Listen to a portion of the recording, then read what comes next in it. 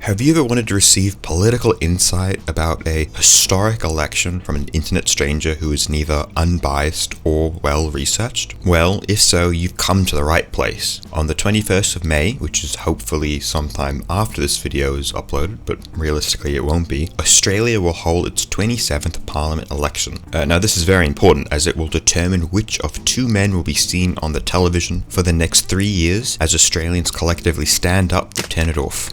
In the before times, when Australia was a British colony, we didn't actually have an election. Not a lot of people know this. But instead, every few years, the incumbent Prime Minister would procure this fucking deer thing. The Bing Chilling, I think it was called. And get this right. The Bing Chilling would just walk up to whomever had the purest heart, and then that person would become our next leader. Having a pure heart was the only determinant for being a leader.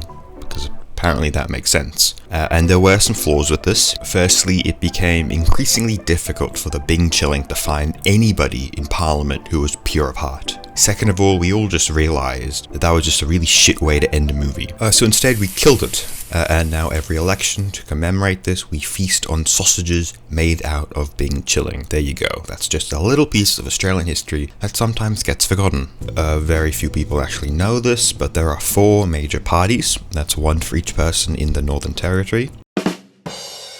This video serves just as a quick guide to help you guys out. Some of you may be a little confused about this process, and some of you, like me, are already so fucking annoyed by all the billboards and sound bites we've had to endure. Firstly is the coalition. These guys are centre-right and they're the incumbents in charge who have been in government for nearly a decade. Now they're actually 2 parties in one. You have the Liberal Party, which is led by Prime Minister Scott Morrison. He's nicknamed Scomo to reflect just how hip and cool he is. And then secondly you have the National Party led by Barnaby Joyce, who's the Deputy Prime Minister. He has no nickname because he's not hip and cool.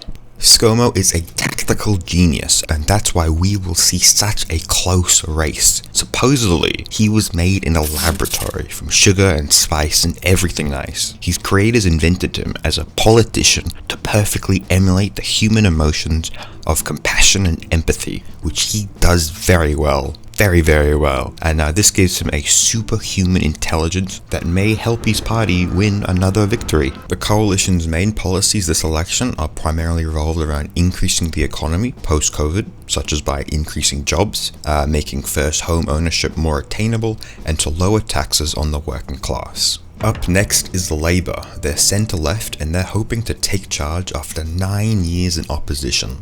Their leader, who may very well become the next PM, is Anthony Albonese. He's nicknamed Albo to reflect just how hip and cool he is. Although becoming PM is an uphill battle for Albo, he could change Australia for decades to come. Now, unbeknownst to the Liberals, and this is top secret, right, so just keep this hush-hush, but Albo has a secret weapon that may very well shift the tides of this election. Hidden deep in his attic is this ancient wooden box imbued with magical powers. This is a very ancient mystical box, and inside contains the still beating heart of Paul Keating. He's one of Labour's most popular prime ministers. Every time Albo is faced with a difficult question, he'll consult this magical beating heart. He usually only uses it for advice on how to solve the economy, although sometimes he also uses it for violin lessons. It's this ancient mystical box containing the beating heart of one of Australia's most popular prime ministers that will determine this election's outcome. And probably the most fascinating part about this whole ordeal is the fact that Paul Keating is actually still alive.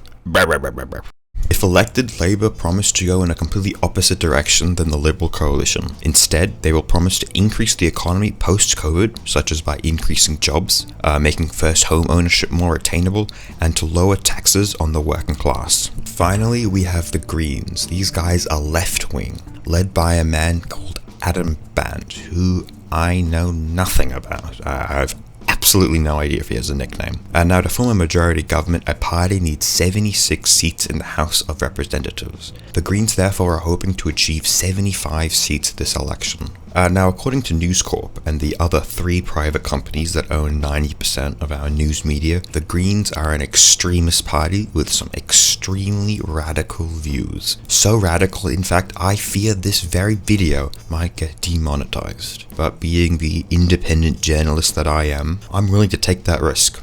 From some of the articles I've read, these guys have a dangerous ideology. They plan to violently increase public transport. They wish to radically improve the social well-being of minorities. And worse still, they plan to switch to energy sources that don't kill the environment. Thankfully, however, Rupert Murdoch is protecting Australia from these dangerous ideas, and I think I speak for everybody with a basic understanding of sarcasm when I say that this American citizen is truly an Australian hero.